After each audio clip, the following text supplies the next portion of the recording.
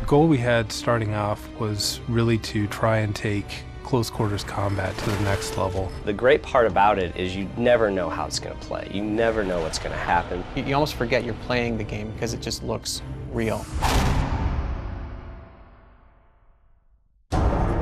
Where is Alma? Other games have done monsters that jump out of the closet at you, and what we've really tried to do is get under your skin. Hush now, Mr. Moody. The time for talk is done. It was amazing. I mean, I've never seen so unique a game. It's not about up-in-your-face monsters. It's about really messing with the player's mind. It wasn't until I started playing that I really got it. It breaks so many of the standard conventions of what you would expect out of a first-person shooter. It's going to be probably like a A-list game. This is the first-person shooter title that I've always hoped that my other titles would be. I think it was the first time we really had a chance to kind of start from scratch. We weren't making a sequel to another game. We had been thinking about kind of the core concept of a game that had a lot of action in it and was just based on kind of the action movie experience. From the very beginning, we always talked about it as being like an action movie. At its core, it's a very intense, visceral shooter with a little bit of a twist of the supernatural.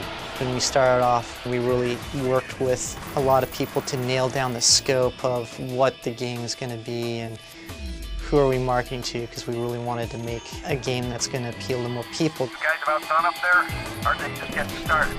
This team has always been very focused on trying to tell a good story with the game.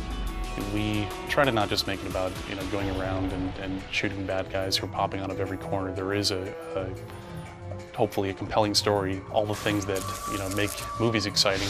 They really wanted to create this John Woo style action movie blended with elements of The Ring. So that was their focus from the beginning. They're avid consumers of all other types of media, so they know what's scary, they know what's fun. The horror element actually suggested itself and seemed to fit right in with the story that we had come up with initially, which did have some kind of paranormal elements to it already. The key thing is the blending of this over-the-top, just visceral action game with just great elements of horror that are tied in with suspense and just the whole eeriness of it. Getting that sort of feel inside an action game just hasn't been done yet. Storytelling structure hasn't changed for thousands of years at least. In all recorded stories, they have some key structural elements. Craig's really good at adapting the story to fit within the capabilities of what we could do within the game. Because it is a game and because the player is a participant, the more you can do real time with the player in control, the more immersive the experience becomes. Monolith has taken a lot of care to not to be in your face with the the kind of scary moments or the gore even. There's a lot of times it's what you don't see is scarier than what you do see. You're genuinely creeped out. When you're testing something specific, you can get very focused on it. And there was a particular scene where Alma, the little girl, I had placed her, I had her walking across a doorway, and I had sort of forgotten that she was there. So I'm walking around looking at the lighting in the scene, and I turn around and catch her out of the corner of my eye, and I just completely freaked out because I'd forgotten she was there, and she's just standing there kind of looking at me. It's chilling. In our bathrooms, they have the round ceiling lights, and one of them was burnt out, and the other one was flickering. There's been a number of times where I've walked into the bathroom and turned on the light, and in the mirror, seen a dark shadow behind the door as I closed it. One day, John Mulkey came running into my office, and he's like, there's like this shadow in the bathroom, and it's freaking me out. I can't stand it. I swear it happened. No one believes me. And it was weird because I went in there and I was kind of laughing to myself, going, yeah, whatever. And I walked in there, I'm like, God, this is a freaky room. This is scary. We don't use that bathroom as much anymore. One of the biggest challenges we had was overcoming the technological hurdle. This technology is getting so much more realistic and detailed that the time and the resources it takes to actually finish and complete a world is increased, fivefold, but the resources have maybe only increased, by 30%. So we're having to become much more creative in using tools to allow us to create that kind of content. We've spent a lot of time just trying to make the combat sequences as intense as we possibly can. So to do that, we're utilizing all the strengths of the technology. Dynamic lights, hanging lights in a room that move as soon as, you start shooting and stray bullets hit them. Objects that'll fly around with the physics. You're playing the game, and at first you look at it and go, wow, is this a screenshot? But it's not. It's you're in the game. You shoot a gun into pretty much anything, a lot of pieces are going to fly out. And it sounds kind of like a simple concept, but it's hard for games to pull that off and make it look realistic. So on the technology side, we knew if we wanted to do that, we were going to have thousands of these particles. We wanted them to move realistically, so it feels like you're in a firefight. It feels like, someone's shooting at you, there's bullets whizzing by, there's chunks of the wall being blown out, there's smoke and, shell casings flying and just, chaos, just utter chaos. I believe that being able to see your body in a first-person game is the future, and I think that we're one of the first that have really pulled it off in a way that's big. So now you look down and you see your feet, you see your arms, and you feel like you are in the world. We wanted to even make it more interactive with the hand-to-hand combat. So you can do these scissor kicks and slide kicks and roundhouse kicks, and you feel like you're a badass. We'd played games where you were part of a Special Forces team, but the enemies are always just standing around. We wanted to play against a Special Forces team, so the AI just had to be phenomenal. The evolution of AI in gaming has been one driven by the demand of the players. These days, people are looking for a deeper experience. They want a greater challenge and deeper immersion. Pretty much the whole gameplay revolves around the AI. You're interacting with the AI. So how the AI interacts with you is how much you can get immersed in the game. We place a lot of hints in the environment that the AI can use.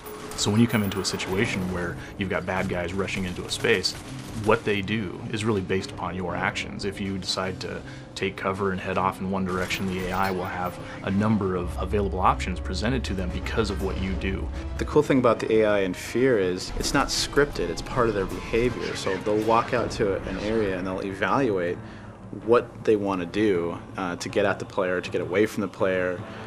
So each time they do that, it could be different. We have an assassin character who can cloak and cling to walls and jump over railings and comes right up on top of you. We've also added the squad behavior for the AI. So now when you come into an area, you have to fight the whole squad. It's not just each individual AI by themselves. They can communicate with each other. You'll hear them talk about he's behind the wall or he's trying to flank us.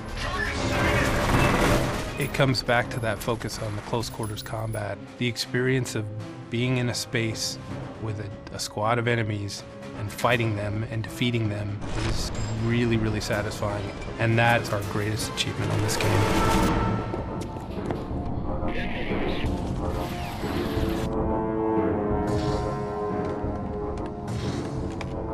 Our audio department has been outstanding on all of our projects. I think every game that we've made, we've always gotten, 90% or above on our audio ratings. It's a testament to the detail that these guys put into our projects. Audio, from a sound effects standpoint, is all about really bringing in the player into that world. And then there's, of course, music. Music's one of the most important elements of a game like F.E.A.R. When you think about what is really conveying the emotional aspect of the events and as you're sort of piecing the story together as you're playing, it's pretty much the most powerful way to do it. You actually have something there that really gives you a sense of what that feels like, and you can't describe it. You can really only describe it with music. The music we did for F.E.A.R was a conscious effort to try to be somewhat minimalistic. We didn't want to have soundtracks playing throughout the game. We wanted something that just kind of blended in with the environment and the ambience, just to keep people on edge. This game is all about flipping people's expectations around. The way it's been designed, it means that the first idea that you get is not necessarily the right one. In fact, in more cases than not, it's probably not going to be the right one. Quality assurance is one of the key factors that we have and one of the key tools for product development to make sure that the game is tuned right, that the balance is there, that the levels feel fun, that the pacing's right, is it too hard to play? So all those things are crucial that you get that feedback from QA. F.E.A.R's had a longer test cycle than a lot of our projects, but this is one that we really knew that everyone was going to work really hard to try and get right. The developer gives us a build once a week and we bang away at it. We have all sorts of checklists that we got to run, and on a daily basis I'll create a report and hand it over to Mike. Willie does all the work, he just makes me look good. Have you seen this one before? The testers are fans of the game, which is a great thing to see. Our goal was to try and play the game as early as possible so we could evolve it based on playing it, building something, playing it, tweaking it, playing it again. Well, sometimes if I come from the left, it'll do it, but sometimes from the right. It's been really, really great working with Monolith. They value the testers' input, they value the things that they have to say, and that shows in the game. Now we're actually getting into more formalized play testing where you're behind the glass and you watch a group of people play. Brian skipped the intro. Oh, really? He must not have known what he was doing. He must not have. How would you guys describe the difficulty level of the game? Was it about right, or was it? That part was really hard. I only passed it like right at the end.